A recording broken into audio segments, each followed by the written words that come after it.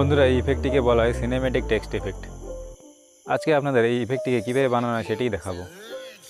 সবার প্রথম আমাদের ক্যাপকাট অ্যাপ্লিকেশানে চলে আসতে হবে, নিউ প্রজেক্টে ক্লিক করতে হবে, গ্যালারি থেকে একটা স্টক ফুটেজ সিলেক্ট করে নেবেন, তারপর মাস্কে ক্লিক করবেন, তারপর সার্কুলার মাস্কে ক্লিক করবেন, এটিকে একদম বন্ধ করে দেবেন, এরপর টেক্সট অ্যাড করে নেবেন।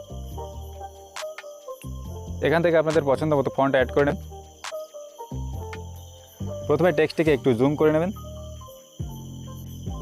এরপর টেক্সটের প্রথম দিকে একটা কি ফ্রেম অ্যাড করে নেবেন এবং শেষের দিকে একটা কি ফ্রেম অ্যাড করে নেবেন।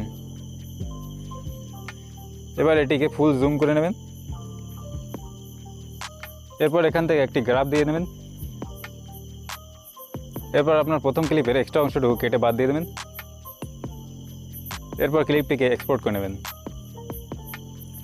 তারপর নিউ প্রজেক্টে ক্লিক করবেন আর সেই ক্লিপটিকে ইম্পোর্ট করে নেবেন। এবার ওভারলেতে ক্লিক করবেন, অ্যাড ওভারলে, এরপর এক্সপোর্ট করা ক্লিপটিকে অ্যাড করে নেবেন,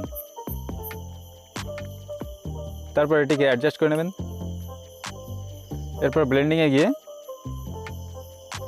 ডার্কেন সিলেক্ট করবেন। তো বন্ধুরা এই হলো আমাদের সিনেম্যাটিক টেক্সট ইফেক্ট। বন্ধুরা ভিডিওটি ভালো লাগলে কমেন্ট করে নিশ্চয়ই জানাবেন, আর ভিডিওটি শেষ পর্যন্ত দেখার জন্য আপনাদের অসংখ্য ধন্যবাদ।